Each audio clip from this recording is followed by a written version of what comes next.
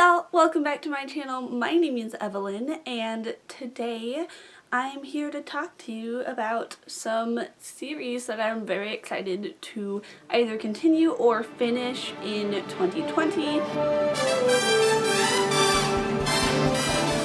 So some of my favorite series that I've started over the past few years are concluding or continuing in 2020. I thought I would share some of them with you guys so that you could potentially pick up those series in time to read the new books when they come out. So I'm starting off with the Truly Devious series by Maureen Johnson. This is a young adult murder mystery series. The main character's name is Stevie Bell and she is very, very good at true crime. She's very interested in solving mysteries, and in fact she's so good at it that she's been accepted into Ellingham Academy, which is this very fancy school for students who are very good at a particular thing. Stevie is particularly interested in attending this school because back in the 1930s when the school first opened, there was a kidnapping and murder case that was never solved. It's a very old cold case and Stevie has decided that she's going to go to Ellingham and solve the mystery.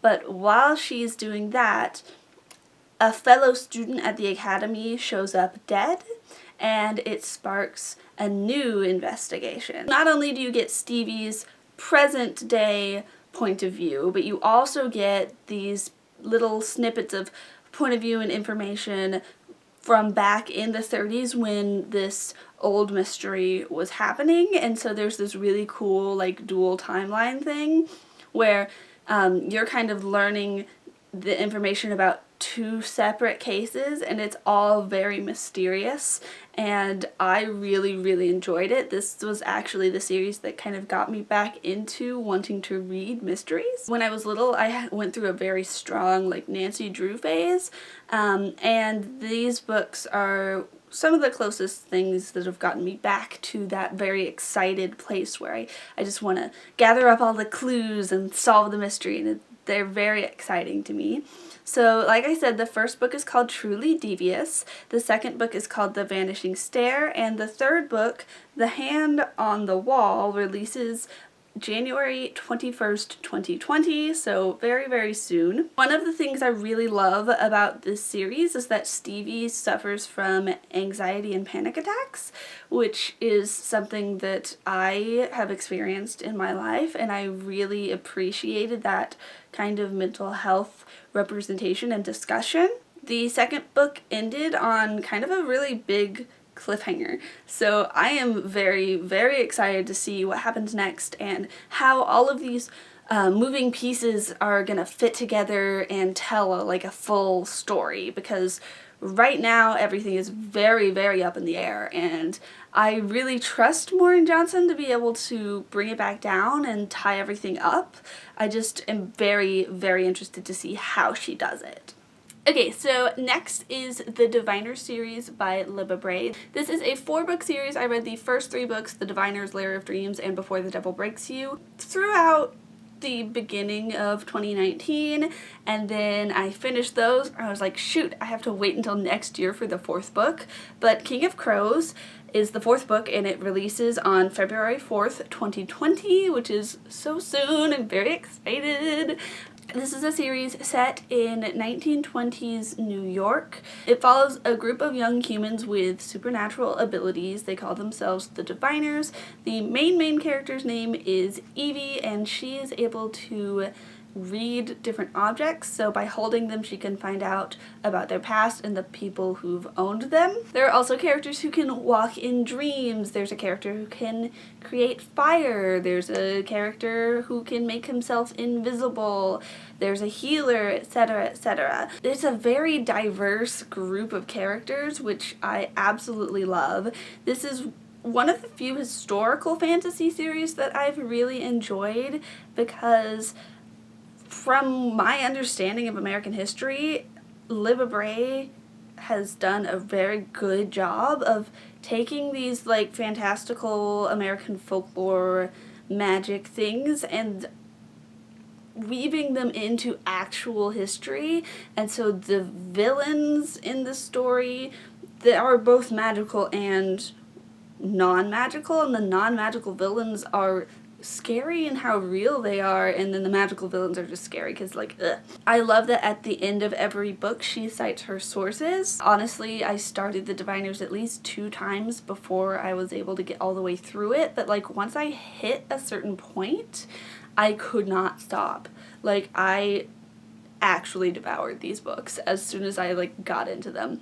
I love the world building, I love the characters, I am so excited, and it's 2020, Roaring 20s, like, let's do it. Next we have the Shadow of the Fox series by Julie Kagawa. So this is the first book, Shadow of the Fox. I read it over the summer during my Owl Crate reading bonanza, and it was actually one of my favorite books that I read in 2019. This is a 3-book series. The second book, Soul of the Sword, released back in June of 2019, and the third book, Night of the Dragon, is set to release on March 3rd, 2020. So this is set in a Japanese-inspired fantasy setting. It gave me very strong Avatar: The Last Airbender vibes, not only with the world building, but also just with the way that the characters interacted with each other and bantered, and like the relationships between them. They were very relatable characters even though they were doing very unrelatable fantasy things. The main character's name is Yumiko, and she is half Kitsune.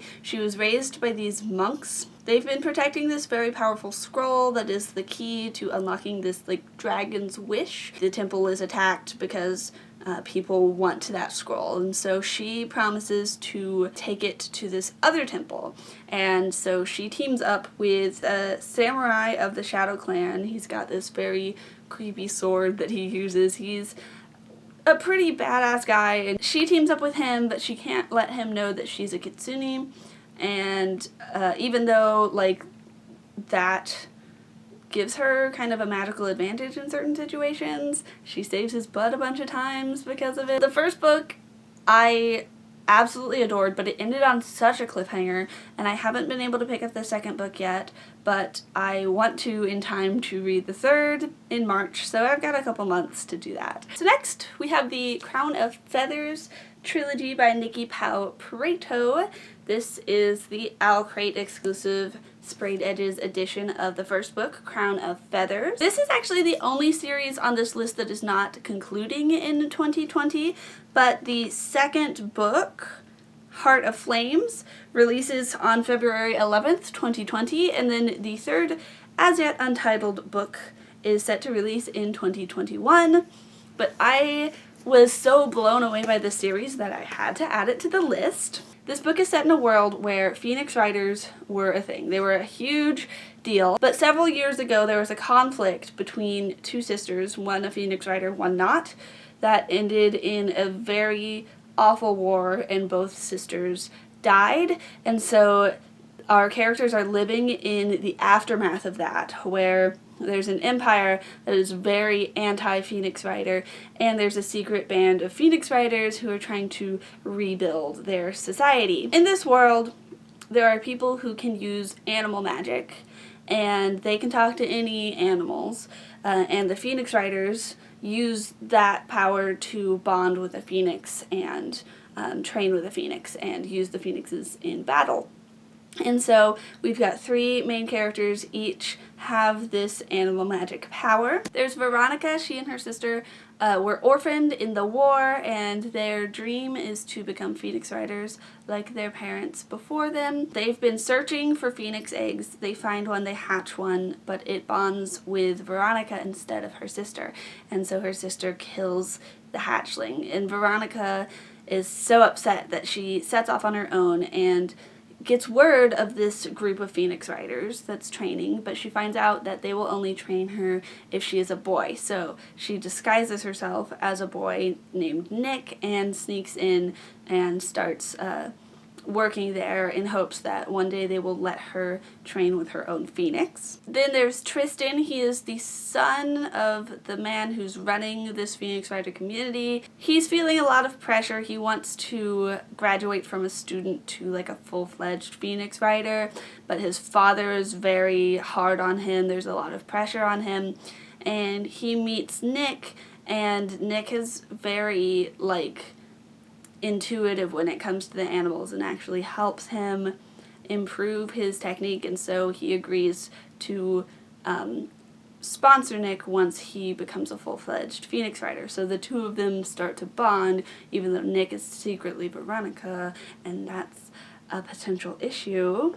Then our third point of view character is Sev. He has this animal magic, but he is actually enlisted in the Imperial Army. He finds out that his battalion is marching to go destroy the Phoenix Riders camp, and he ends up falling in line with these spies who are trying to stop that before it can happen, and he's trying to grapple with the fact that, like, he can't just ignore the animal magic side of him. I really enjoyed this book. It was very complicated plot and world building, and some very cool things were introduced at the very end of the first book, so I'm very excited for the second book. I think this world has so much potential, and I am a sucker for giant flying fire creatures, apparently, because phoenixes and dragons, that's where it's at.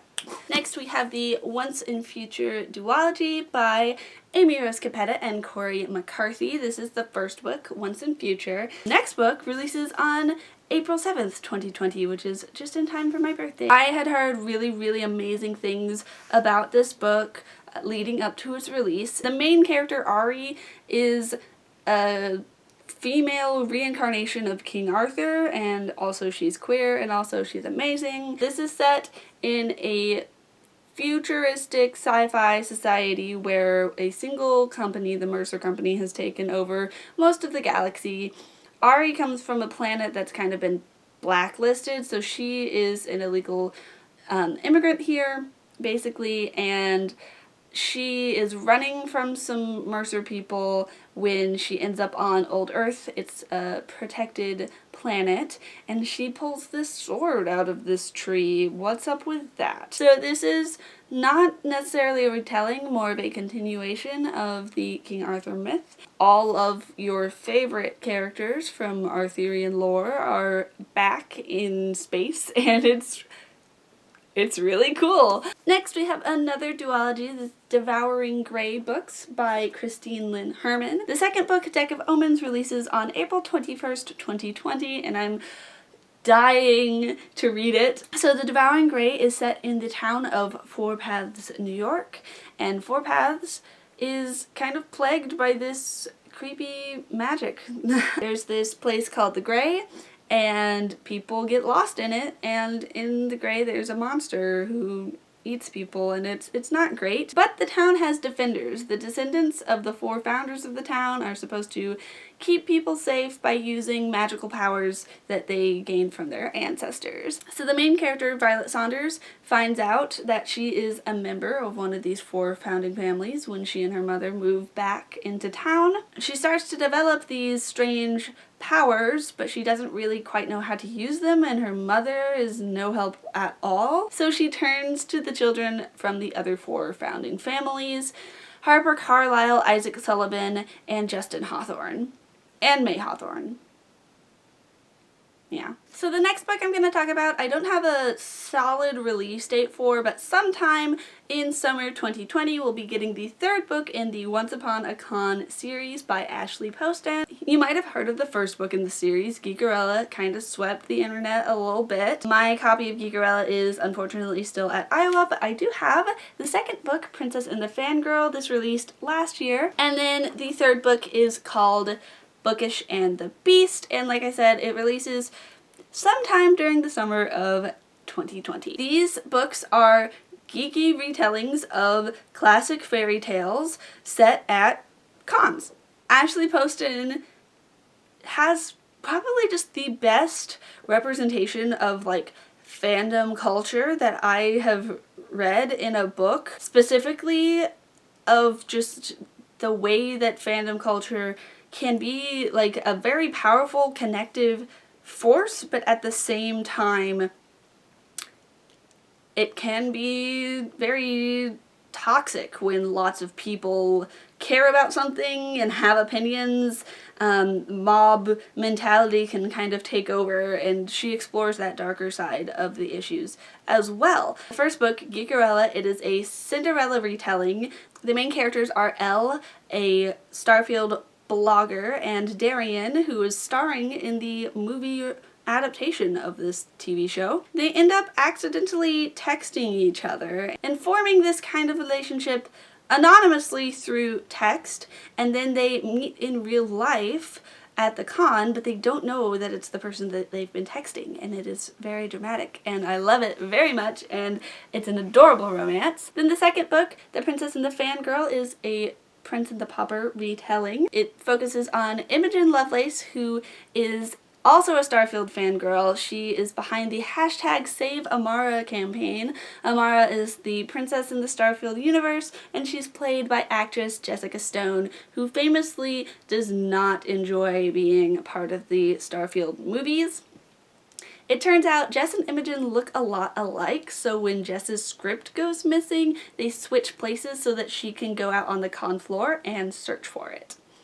And then the third book I don't know very much about. I do know that it features a character that we met in Princess and the Fangirl, who we might not have enjoyed that much, and a brand new fangirl, and it is a Beauty and the Beast retelling.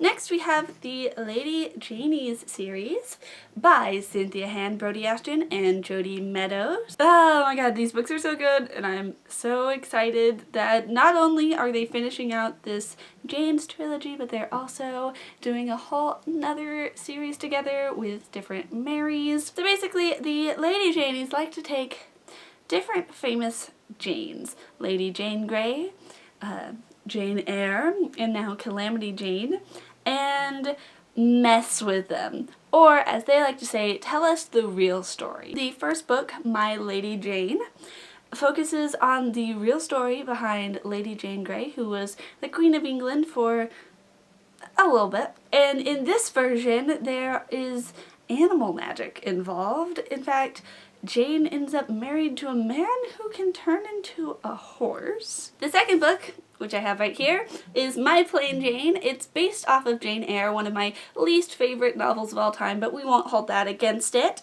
It follows Jane Eyre, of course, as well as her friend Charlotte, yes, that one, and Alexander, who is a ghost hunter who wants to recruit Jane because she can see ghosts. And then the third and final book in the Jane series, My Calamity Jane, releases on June 2nd, 2020, and this is following Calamity Jane as well as Annie Oakley, the sharpshooter, and then her male friend, whose name I can't recall. They all work for Wild Bill's traveling show, but in her free time, Jane is a Goru hunter, and when she gets bitten by one, she has not a lot of time to get to Deadwood, where there's rumored to be a cure.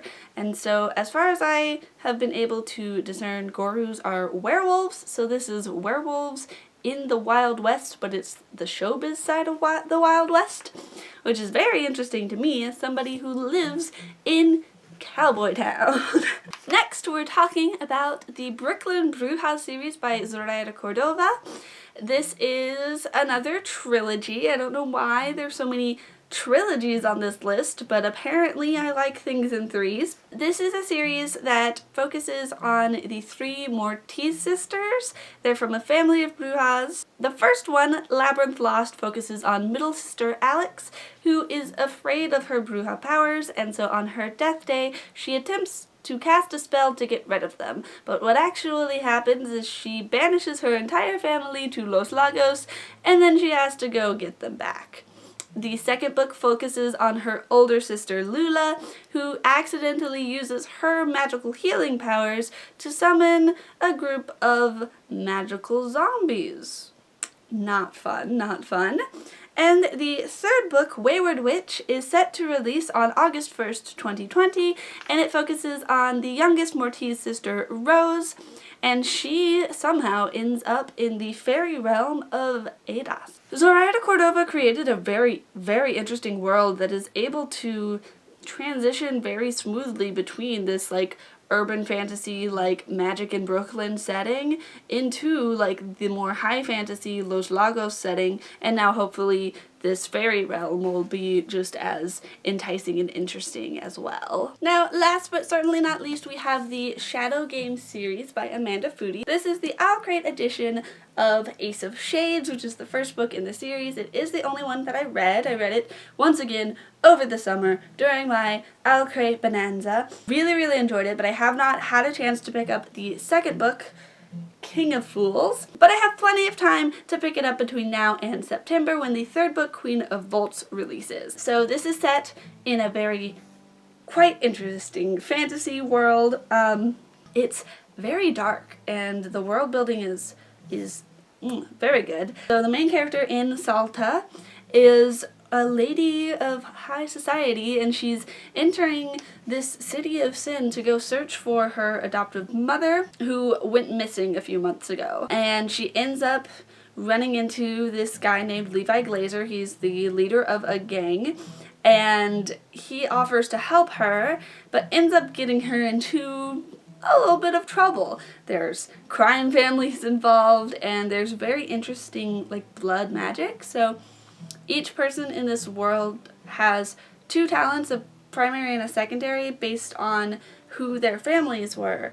And so it's very interesting to see all the different possible combinations. It's very interesting concept, and it's pulled off on a very like high level. It's just, I don't know, it was fascinating, and I think I read it in a day, or like maybe split over two, but still, like, I read this very fast, and there's just so many ways it could go. It did end on kind of a cliffhanger-y note. It's kind of a departure from the kind of high fantasy that I usually read, and I actually found it quite interesting, and I am very intrigued by the world.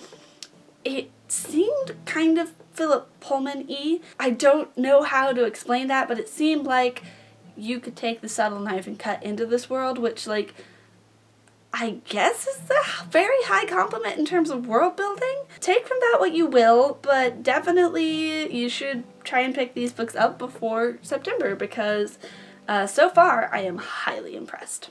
Alright, that is all that I have for you guys today. Let me know in the comments down below, have you read any of these books that I mentioned? Are you also really excited to see the conclusions of some of these series coming up in 2020? If there are any series that you think I should check out, let me know. I'm always looking for new recommendations, even though my TBR is infinite. If you liked this video and you want to see more from my channel, then you should totally click that subscribe button and ring the little bell icon so you can be notified whenever I post a new video. With that being said, my name is Evelyn. I make new videos every magical Monday, and I'll see you real soon. Bye-bye.